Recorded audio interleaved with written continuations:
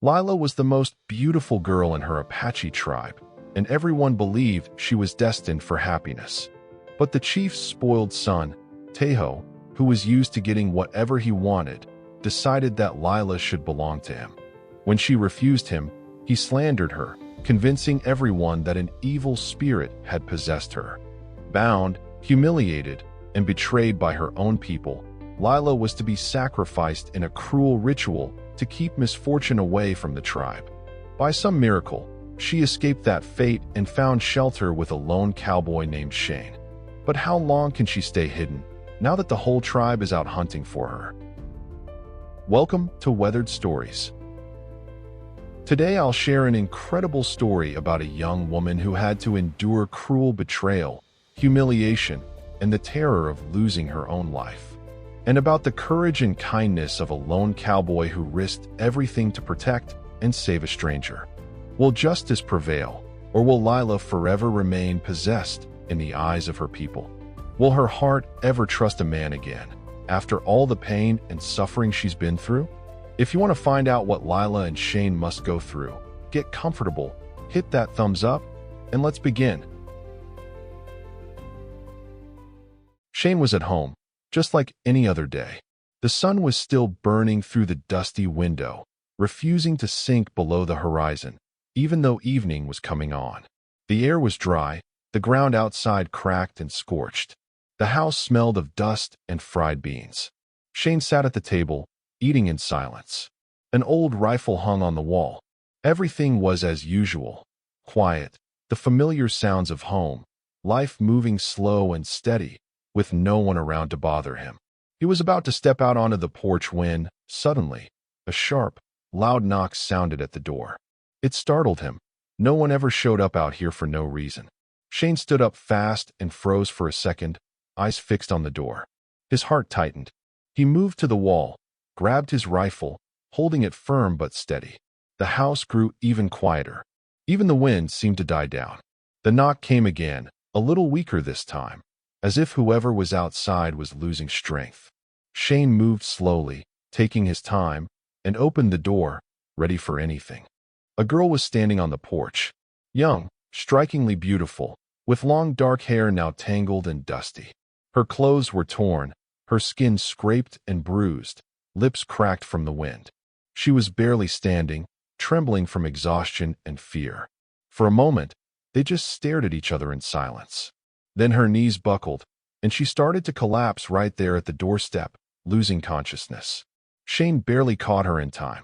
She managed to whisper, her lips barely moving. "Help me, please." Shane carried her inside, gently laying her down on the bed by the wall. The girl lay with her eyes closed, her breathing shallow and rapid.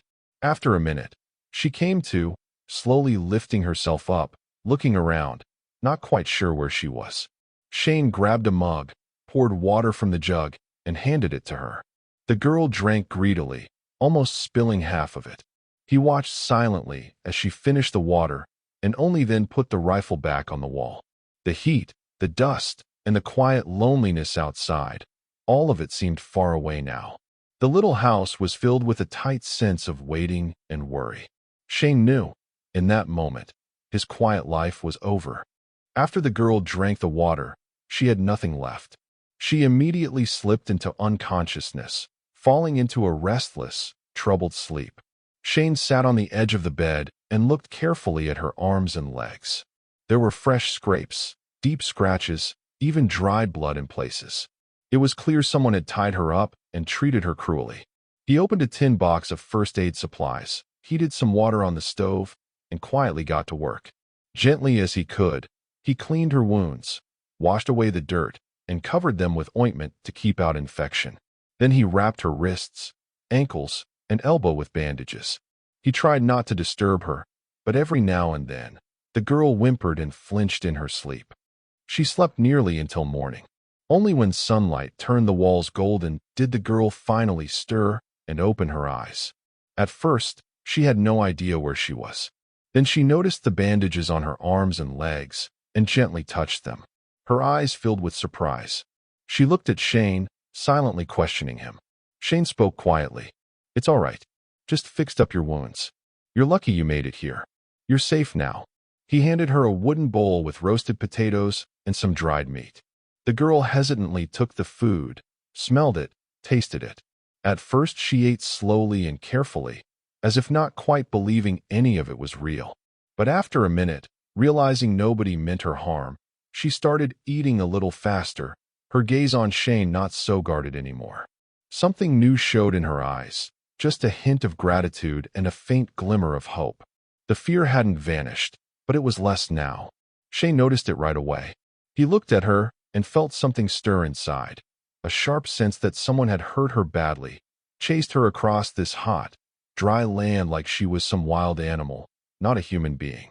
Who could have done this to you, he thought. And in that moment, Shane realized he was responsible for her now. He didn't want her to suffer or be afraid any longer. The day wore on toward dusk. The house grew quieter, the air softer, though the heat still lingered. Shane brewed tea, poured some for himself and for the girl, setting a bowl of food beside her. He didn't rush her. He just sat across the table in silence, glancing at her now and then, waiting for the moment she might want to speak. The girl stayed quiet for a long time, still eating and drinking with caution. But there was a new determination in her, as if she finally believed she wouldn't be hurt here. She was still wary, but the fear was fading. At last, she asked his name. Shane quietly answered. A little later, he asked hers. "Lila," she whispered. Silence fell again for a while. Outside, you could hear tumbleweed rolling across the dry earth and, far off, the lonely cry of a bird. Lila stared into her mug for a long time, then looked up at Shane with dark eyes and began to speak.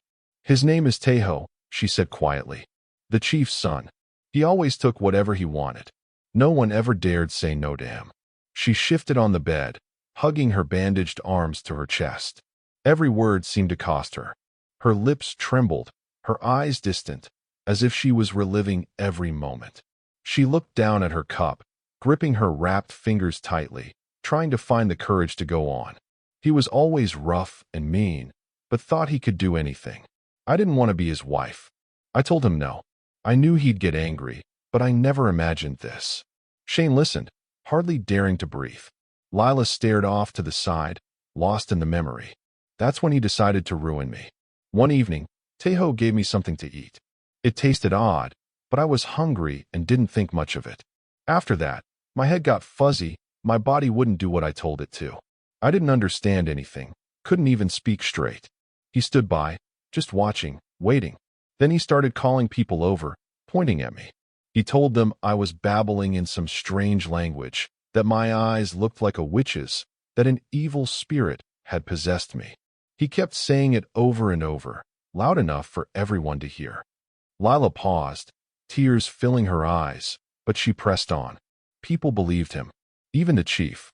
They were afraid. They said I was a danger to everyone. They grabbed me, tied my hands and feet. At night, they put me on the ground by the fire, people all around with torches.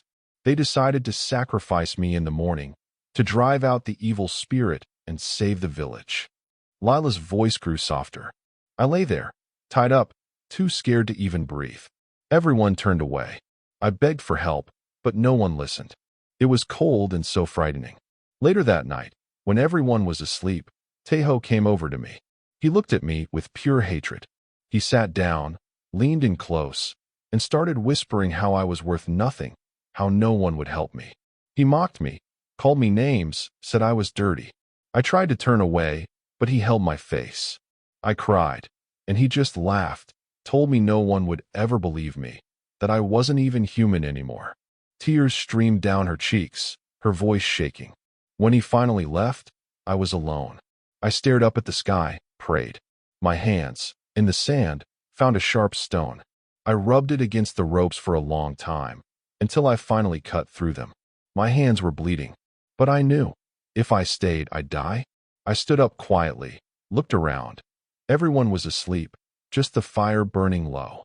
She caught her breath and wiped her tears. I ran into the darkness. I heard shouts behind me once they saw I was gone. They chased me, yelling, but I kept going, even when I fell, even when I could barely see through the tears and fear. I went on, until I couldn't hear their voices anymore. Then I just kept walking, not knowing where I was going. She went silent, stared off at nothing for a long time, then looked up at Shane, her eyes full of pain and hope. Shane clenched his fists, speechless. His chest tightened.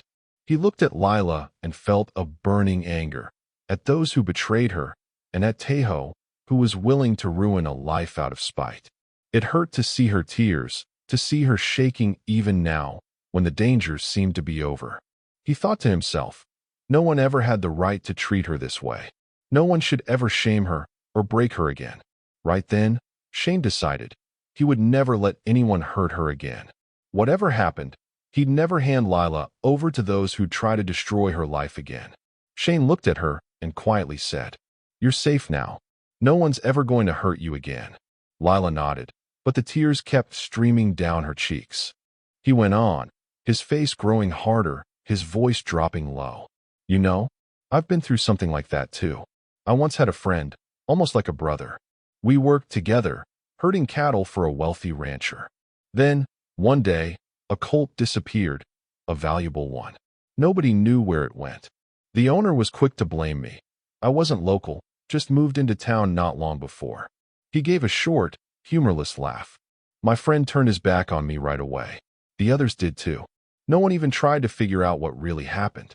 They just decided I was to blame, because I was an outsider. I was kicked off the place and told never to come back. I lost everything, and carried that mark for life. Later, they found the colt at a neighbor's place, just wandered off, but no one came to find me. No one remembered how I'd been falsely accused. To them, I was still a thief." Shane lifted his eyes, and in them Lila saw the same pain she felt herself, just a minute earlier. "I know what it's like when nobody believes you, when people whisper behind your back, when the truth doesn't matter anymore, because everyone's already made up their mind. You're not alone, Lila. I know what those words are worth." That day, when things finally seemed to settle a little, Shane heard the sound of hooves outside, the unmistakable rhythm of horses. He knew right away this wasn't just any visitor. Shane went over to Lila and said, quietly but firmly, "Come here. You need to hide." He quickly led her to the corner, behind a thick old curtain near the wall, where sacks of grain and some old things were stored. Lila didn't ask questions. She just slipped in and pressed herself to the wall, staying still. Shane made sure she was hidden, then stepped over to the door, took the rifle from the wall, and headed out to the porch. 3 riders pulled up to the house. 2 of them were young warriors, holding themselves with confidence, faces watchful, spears in hand. The third, older and shorter, had sharp features and a serious gaze. All 3 were Apache. One of the young men, still on horseback, spoke to Shane in accented English. "Have you seen a young woman around here? Dark hair, maybe wounded." Shane answered calmly, as if the question didn't surprise him at all. "I'm alone out here. Spent the whole day working in my yard. Haven't seen anyone." The riders studied Shane closely. It was clear they weren't about to just take him at his word. The older man squinted, looking over the yard, then letting his eyes linger on the house windows. "We found tracks to the south, near the old gully," he said slowly. Shane didn't blink or look away. "It's dry out here. Tracks can go anywhere. No one's passed by my place all day." One of the younger men frowned, like he wanted to say something, but the older one stopped him with a gesture. They exchanged a look, as if deciding whether to trust this man. "If you see her, let us know," the older one said firmly. Shane nodded. "I'll let you know if I do." The riders lingered for another minute, scanning the house and the land around, as if hoping to spot something unusual. Then they turned their horses and rode away without looking back. When Shane came back inside, he carefully lifted the curtain where Lila had been hiding all that time. She stood in the corner, pressed against the wall, unsure if it was safe to come out. But when she realized the riders were gone and the danger had passed, she slowly straightened up and stepped forward. Shane hung the rifle back on the wall and turned around. She met his eyes, and for the first time, there was trust in her gaze. It was clear. The way he spoke to the warriors, never giving her away, made an impression on her. They stood facing each other. Shane gave her a quick nod, as if to say, "It's over. You're safe now." For the first time since all this began, Lila gave him a shy smile, a smile that seemed to come from deep inside, through all the exhaustion and pain. In that quiet, with that simple gesture, something real and important passed between them. Shane could feel it. She trusted him now. And in that moment, he smiled back, maybe for the first time in a long while. That night, after the house had settled into silence, Lila couldn't sleep. She got out of bed and walked to the window. Outside, the dark prairie stretched under distant stars and a huge moon hanging above the horizon. Lila stood there for a long time, staring toward where her home used to be. She remembered her mother putting a bowl of corn on the fire in the evenings, her older brother singing quiet songs by the campfire, her father smiling when the family gathered together. Faces, smells, voices, everything that once felt warm and safe to her, came back in her mind. Tears slipped quietly down her cheeks. She closed her eyes and whispered a few words in her own language, a short prayer to the spirits, asking them to protect her family, to keep her mother from weeping, to let her people's land know no more pain. She asked that all who loved her would be safe. Her lips trembled, tears still flowing, but the prayer brought a little peace. Lila looked out the window one last time, sighed, and quietly returned to her bed, and finally fell asleep. But her sleep was restless. She tossed and turned in the dark, whimpering, mumbling in her native tongue, as if she were reliving all the fear and the escape once again. Shane woke to her cry. He went straight to her bed, gently touched Lila's shoulder. "Lila, it's just a dream. Wake up," he said softly, but with calm confidence. She flinched, struggled to open her eyes. Her breathing was heavy, sweat on her brow. Fear flickered in her eyes, like she wasn't sure where she was. Shane sat beside her and gently covered her with a light blanket. "It's all right," he whispered. "I won't let them take you. No one's going to hurt you." Lila looked at him for a few seconds, then nodded. Tears of gratitude and a faint smile appeared in her eyes. "Thank you," she whispered, barely audible. Shane sat with her a while longer, waiting until her breathing calmed. Only then did he go back to his own bed. But he didn't sleep the rest of the night. He listened for her, ready to be there if she needed him again. Morning brought a whole new feeling to Shane's house. Sunlight poured in through the windows, filling the room with light, and the air felt clean and fresh. None of the worry from past days lingered. Outside, quiet footsteps sounded. Lila had stepped out onto the porch. She paused, as if waiting to see if she'd be sent away. But Shane just nodded, letting her know she was welcome here. Lila noticed a bucket by the water barrel. She picked it up, filled it to the brim, then carefully watered the bushes by the wall. After that, she brought water to the horse, gently stroking its neck and softly saying something to it in her own language. Shane was working nearby, nailing new boards onto the fence. He watched her out of the corner of his eye, noticing how she handled simple chores, trying to do everything just right. At one point, their eyes met. Shane looked at Lila and, to his own surprise, gave her a warm, open smile. No hesitation or reserve. It was a small gesture, but it seemed to make the air between them warmer. Lila saw his smile and looked back at him a little longer than usual. For the first time, her eyes held not just weariness, but a shy hope.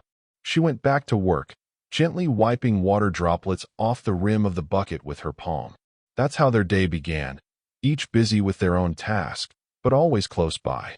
From that morning on, something new had settled in their lives, a quiet confidence that maybe, just maybe, there was more ahead than fear. There might be simple, human happiness.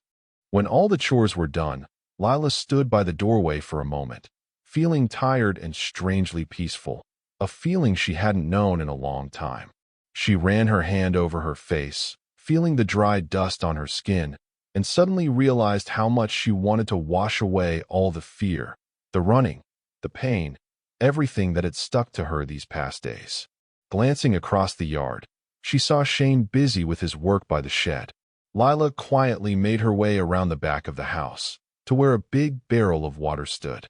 There, in the cool shadow of the wall, she slipped off her torn shirt, cupped her hands in the cool water, and began to wash herself, letting the water rinse away the long journey and all the hurt she'd been through. The water ran down her shoulders, bringing relief, as if it carried away everything painful and frightening. Lila closed her eyes, letting herself relax for just a moment and simply feel her body breathe easy, free from fear and pain. Just then, she heard a soft sound, turned and saw a clean cotton shirt hanging on the porch rail. Shane hadn't come near, hadn't tried to look, just quietly left the shirt for her and went back inside. In that simple act was more respect and care than 100 words could say. Lila stood there for a long time, fingers running over the soft fabric, hardly believing someone could sense her shyness and vulnerability so deeply. She realized Shane hadn't come over to embarrass her, hadn't sneaked a glance, hadn't asked a thing. He'd simply left her a piece of his world, honest and pure. For a moment, Lila felt special. Not a pitiful runaway, not an outsider, but a woman a man had chosen to trust. To her, it wasn't just a piece of cloth, it was a sign. Here, she could be herself. No one would hurt her, judge her, or shame her. She felt warmth not just on her skin, but deep inside. Her heart beat a little faster. Her chest felt soft and calm. Right then, for the first time since that terrible night, Lila realized someone truly understood her, could give support without asking for anything in return. She wasn't just a guest anymore. She was part of something kind, something just beginning to grow between two hearts. When Lila came back into the house in the clean shirt, the air seemed to change. It was softer, calmer, filled with a new sense of trust. She walked over to the window, sat on a wooden chair, and began to brush her long hair. After everything she'd been through, her hair was tangled and wild, and brushing it wasn't easy. Shane noticed and stepped closer. He stopped behind her, gently took the comb from her hand, and looked to her for permission. Lila gave a small nod, meeting his gaze without shyness. There were no more walls between them, just a warm silence and the simple desire to be near each other. He started slowly, carefully combing her hair, doing his best not to hurt her. His hands were strong but gentle, his movements full of care. Lila closed her eyes, feeling the tension melt away with each light touch. She trusted him completely now, and that trust was freeing, not frightening. A quiet stillness filled the space between them, but in that silence was everything: gratitude, shy tenderness, and all the things still left unsaid, but felt in every movement. In every stroke of Shane's hand was the wish to do something good for her, to let her feel beautiful and want it again. When he finished, Lila looked back over her shoulder, their eyes meeting, close, real. The room was so quiet, they could hear nothing but the beating of their own hearts. Lila gazed at him, trembling a little, not from fear, but from the fragile tenderness just beginning to grow between them. She smiled, her lips quivering. "It's peaceful here," she whispered, looking straight into his eyes. "I never knew it could feel like this. When someone's just there. When you're not afraid of the night, or the quiet, or even yourself." She touched the braid Shane had just finished, gratitude passing over her face, gentle and real. She spoke in a whisper, but every word mattered. "I can't even remember the last time I felt human." Shane crouched down beside her chair, so their faces were level. He looked into her eyes. What he saw there was tenderness and trust beyond words. "I've always lived alone," he admitted. "Got used to thinking that was just how it was for me. But everything changed with you. You make this house feel alive. I feel like I can trust again." He quietly took her hand. In that moment, there was no pain or fear between them, just a simple, honest feeling that needed no big words. Lila squeezed his hand tight and whispered, "Thank you for giving me a new life. I want to stay here, with you." Shane stroked her hand with his thumb, pressed her palm to his cheek, and said simply, the way only truly strong people can, "Stay? I won't ever let anyone hurt you again." That evening, in a small house on the edge of the prairie, a new family was born, not with loud promises, but with the kind of true love and trust they had both been missing for so long. Some time passed. Day followed day, and Lila and Shane slowly grew used to a quiet life side by side. They had almost forgotten their old fears and dangers, and this day began as simply and peacefully as many before it. Lila was helping around the yard, while Shane was out gathering firewood near the grove behind the house. Time seemed to move slowly, as if the land itself was giving them a chance to rest. But suddenly, the air seemed to change. A loud shout echoed from the far hill, and a moment later branches snapped and hooves thundered. Lila flinched, her face going pale. Shane understood instantly. These weren't just passing travelers. On the edge of the clearing, riders appeared. In front rode a young Apache with a hard stare, Taho, the chief's son. Behind him were two more warriors, their faces tense and angry. "Come here," Shane whispered sharply, grabbing Lila's hand. He quickly led her to a deep ravine he'd known since childhood. The hollow was cool and dark, thick grass hiding everything that might give them away. "Stay quiet and don't come out until I get you," he said, meeting her gaze. Lila barely nodded, gripping his hand tightly, then hid in the grass. She could hear the horses neighing and men shouting, the ground shaking from the hooves so close by. Shane straightened up, glanced toward the house, and then calmly walked out to meet the riders. He kept his cool, trying to breathe steadily, as if nothing unusual was happening. The riders closed in. Taho jumped off his horse and, without hiding his suspicion, came right up to Shane. His eyes darted to the bushes and ravine, as if searching for something specific. "Don't pretend," he snapped. "We found a woman's track by the creek. There was a piece of cloth, too. Are you sure you're alone here?" Shane stood calmly, though his heart was pounding. He met Taho's gaze, answering firmly. "I went to the creek with my horses yesterday. There were others there from the next village. They could have left a track or dropped something. There's always junk left around there." Taho moved closer, his face just inches from Shane's. He scanned the ravine slowly, as if trying to listen to the grass itself. "If I find out you're hiding something, it won't go well for you," he hissed. "She's dangerous. If you're hiding her, you'll be the enemy of the whole tribe." At that moment, one of the warriors picked something up off the ground, a thin ribbon Lila used to wear in her hair. He held it up for Taho to see. Taho slowly turned his head to Shane. Shane didn't let himself flinch. He just shrugged. "That's a strap from my feed sack. I left some stuff out here last night. You can look around. There's plenty of junk lying around." Taho stared at him for a long time, as if trying to burn through him with his eyes. At last, he exhaled sharply, snatched the ribbon, and tossed it to the ground. "We'll be back," he said, threateningly. Shane just nodded, showing he wasn't afraid of their threats. The riders waited another minute, then reluctantly swung up onto their horses and rode off, leaving behind a heavy sense of danger. Shane stood still until their voices and the horses' cries faded in the distance. Only then did he walk back to the ravine. Lila was still there, hugging her knees tightly, her eyes wide with fear, but when she saw Shane, relief washed over her face. He helped her climb out of the ravine, put his arm gently around her shoulders, and said quietly, "It's all right, they're gone. But we need to be even more careful." Silence fell over the prairie again, but now it carried tension and worry. Danger still wasn't far away. That evening, the house was quiet. Only the fire crackled in the hearth, and somewhere in the corner, a clock ticked softly. Lila sat on the floor, close to the warmth, hugging her knees. There was no peace in her face or her movements. She stared into the fire as if searching for answers to her worries. Shane paced around the kitchen, trying to look busy with ordinary chores, but his thoughts were only about her. He felt the tension building, her worries seeping into him. Every time he caught her looking at him, his heart grew heavier. He sat down beside her, placing his hand gently on her shoulder. Lila flinched, but didn't pull away. For a few minutes, they sat in silence. At last, Lila spoke, struggling as if forcing something out from deep inside. "I can't do this anymore. I can't live in fear all the time, always hiding, always waiting for someone to show up.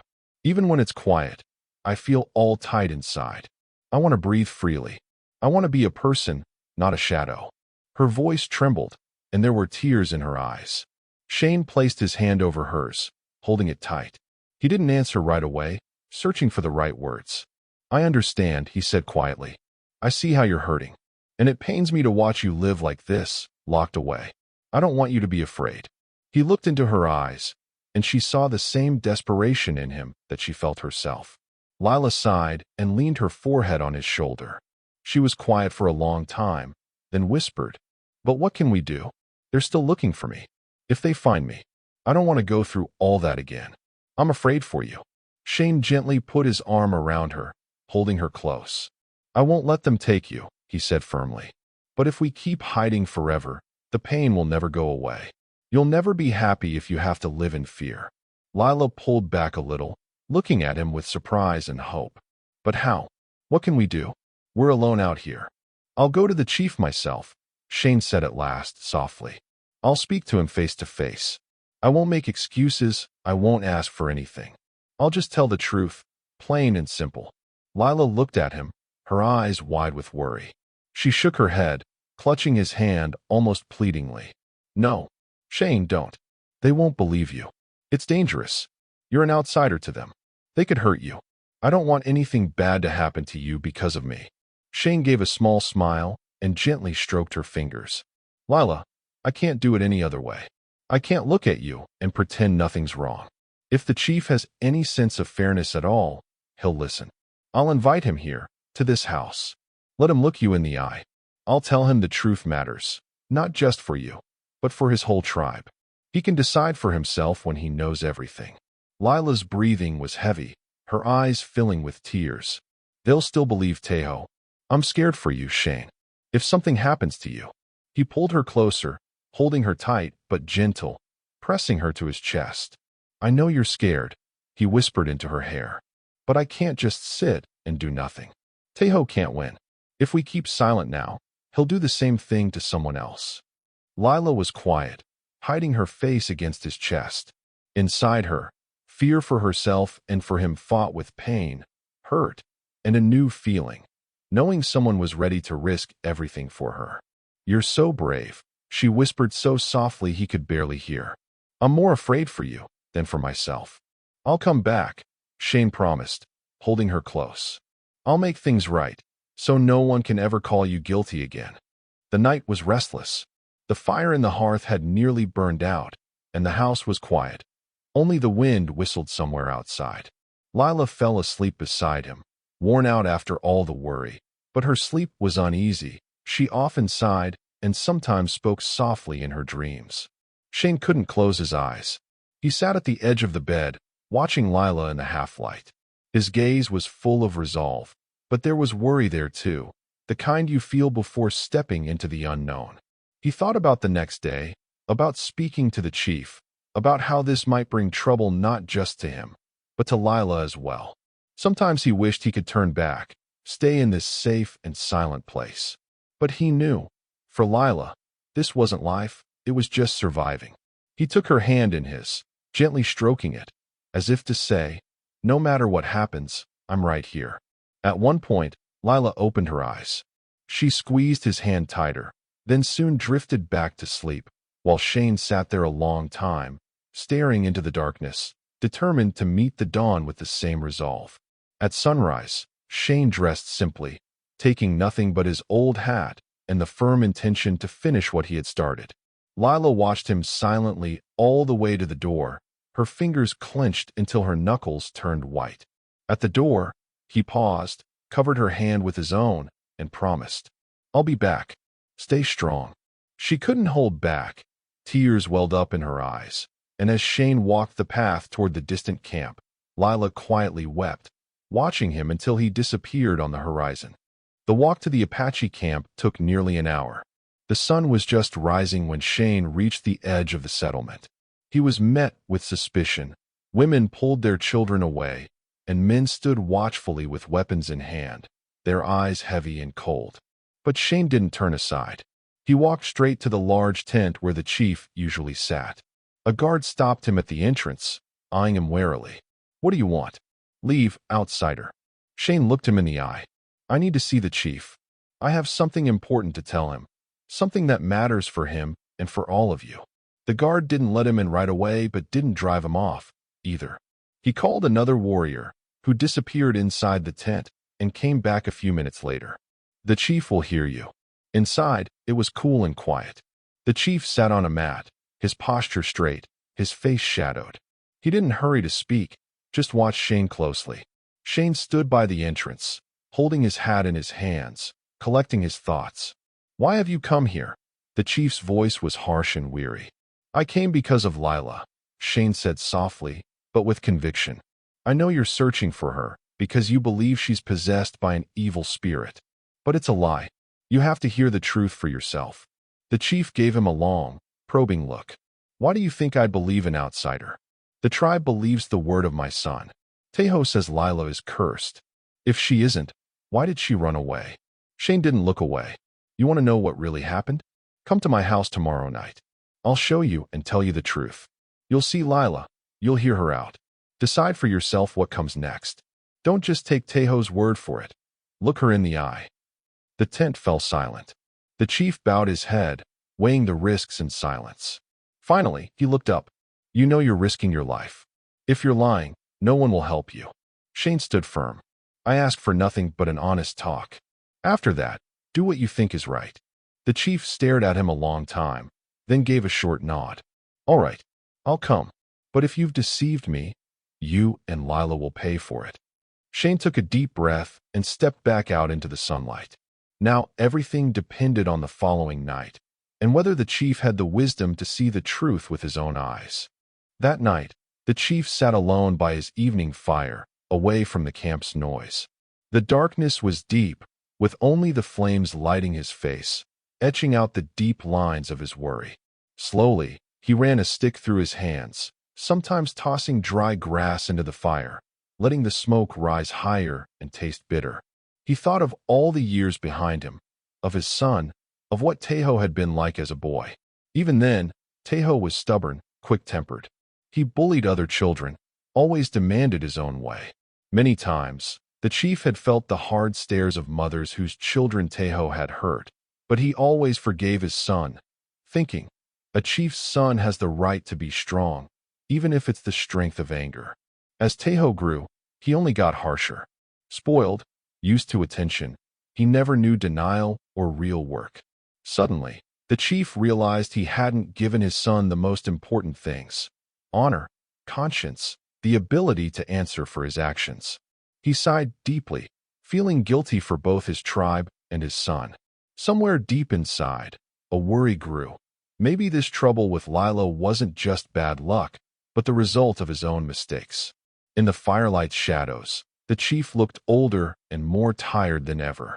He ran a hand over his face, gazed into the flames, and quietly, almost too softly to hear, asked the spirits for wisdom for the day ahead, to see the truth and not repeat old mistakes.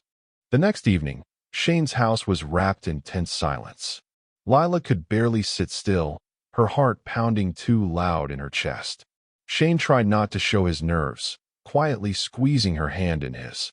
Soon, the chief appeared at the door. He entered slowly, his eyes cold and searching as he looked around the room. Right behind him came Taho, the very man who had chased Lila all this time.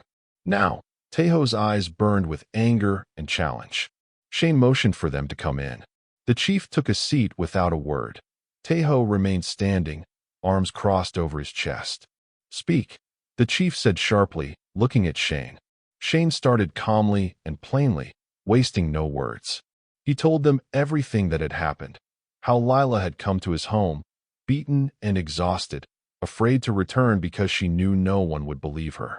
"I saw her suffering with my own eyes," Shane said. "What happened wasn't some curse, wasn't an evil spirit. It was a lie, a story someone desperately wanted everyone to believe." A heavy silence filled the room. The chief turned his gaze to his son. "Taho, tell me everything. Look me in the eye." Taho's face twisted. He tried to look away, but under his father's stare, he crumbled. His voice broke into a shout. "Yes, I lied. I wanted Lila to marry me, but she refused. I made up the evil spirit story. I slipped her some herbs to make her act strange. I just wanted to punish her. It was so quiet you could hear the fire popping in the hearth." Lila held her breath, tears streaming down her cheeks. The chief stood up. Fury flashed in his eyes, but his voice was cold and steady. You've disgraced your name. You've disgraced this tribe and me." He turned slowly to Taho and pronounced his sentence. "From this day on, you are no longer my son. You are banished from our people. Never return." Taho screamed something incoherent, but the chief did not waver. He stood tall, breathing hard, but his decision was final. Then the chief looked at Lila. In his eyes there was no fear or doubt now, only exhaustion and the heavy weight of a long life. A deep silence settled in the house, as if everything around was holding its breath. Lila stood before the chief, feeling his gaze, no longer suspicious or hostile, but heavy with weary wisdom and a sense of peace. She waited quietly, not knowing what he would say. The chief took a step forward, and his voice softened. "You may return. You are clean. The tribe will welcome you back. No one will ever harm you again." Lila's heart pounded. A wave of emotion washed over her. Relief that she'd been cleared in front of her people, pain and weariness from all she'd survived, gratitude that justice had finally come. But the strongest feeling was something else. She glanced at Shane. Shane stood a little off to the side, outwardly calm but strung tight inside. He knew this was her choice. He loved Lila, wanted to be with her, but was ready to let her go if she chose to return to her people. Lila saw how he looked at her, with love and worry, but no pressure, no pleading. That silence was the most honest thing she'd ever heard in her life. She stepped forward, stopping beside him. Her gaze was clear and open. Her voice was quiet but steady. "I've spent my whole life searching for a place where I could just be myself. I found it here, with you," she said, looking only at Shane. "All the pain and fear and loneliness disappeared when I met you." She turned to the chief and added, more firmly, "I'm grateful for your forgiveness. But my place is here, with this man."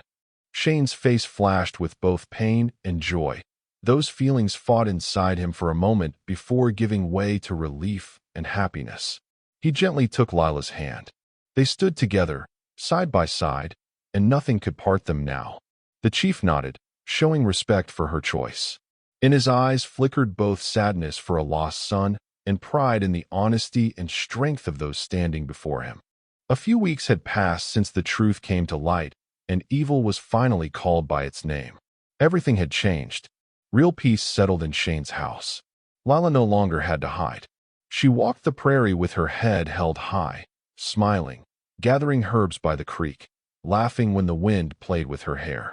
One morning, as the sun was just spilling soft light across the land, guests began to arrive at their home. There were no loud calls or grand decorations. This was a quiet, heartfelt wedding among their own. Not for show, but for the heart. It was a day when two people simply wanted to be together, and all their loved ones gathered to share their happiness and bless their new family. Those who knew their story just wanted to be close on such a day. Folks brought baskets filled with cornbread, dried meat, and fruit picked straight from the trees. Even Lila's parents came. Her mother, fighting back tears, hugged her daughter tight and stroked her cheeks with trembling hands. Her father stood a little aside, but his eyes shone with pride and warmth.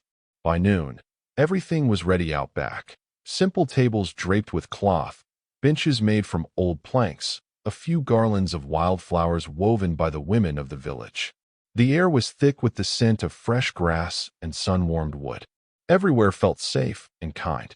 Shane stepped out of the house in a clean shirt, his belt buckle worn shiny with age. He was nervous, but a smile lit up his face. Lila followed, dressed simply but beautifully, her hair neatly braided, a beaded bracelet her mother had given her on her wrist. She walked up to Shane, and he immediately took her hand in his. Their fingers laced together, steady and sure. In that moment, they were the only two people in the world. Then the chief arrived, calm, wrapped in his traditional cloak. He didn't give a big speech. He simply stepped up to Lila, laid a hand gently on her shoulder, and said quietly, "You're a light for all of us." "You made the right choice," the chief told Lila kindly. Then he turned to Shane and added, "Take care of her. You're part of her life now." Shane nodded in respect, and between the two men was that silent agreement, stronger than any words. Lila and Shane stood side by side, holding hands. Their union was blessed by one of the tribal elders. His words were simple, but they came from the heart. May your home be as strong as oak. May your love be as pure as spring water and as gentle as the evening breeze. May nothing and no one ever disturb your happiness. When the ceremony ended, everyone hugged the newlyweds, rejoicing and wishing them well. Someone hummed a cheerful tune. Someone built a small fire for the food. Shane and Lila sat together, hands woven tight. There was nothing more to say. Everything was clear from their eyes. In their gaze were memories of all they'd endured, gratitude for one another, and a tender, steadfast love that no fear or time could break. As the sun set behind the horizon, bathing everyone in its soft glow, each guest knew a real family was born here today. Honest, simple, and strong. A year passed. The prairie was bright under gentle sun. A soft wind rippled the tall grass, and a quiet peace surrounded their home. Shane sat on the porch, carving a wooden toy for a child, working slowly, smiling now and then at Lila. Lila stood nearby, cradling their baby, their first child, in her arms. She rocked the little one, singing a lullaby in her own language, gently stroking the small head. Sometimes she sat beside Shane, and he would hold the baby's tiny hand. Every now and then, Lila looked at Shane with such warmth and gratitude that there was no need for words. It was all clear in her eyes. They were together, side by side. Their home was filled with a new light and happiness. Thank you for staying with me until the very end of this story. If it touched your heart, please support the channel with a like and a subscription. May each of you find a home, a steady hand to hold, and a love that's simple, true, and pure, like a sunset over the prairie. I wish you happiness, peaceful days, and always someone by your side to warm your heart with a kind word and a gentle look. Until we meet again in new stories, may your path always be filled with light.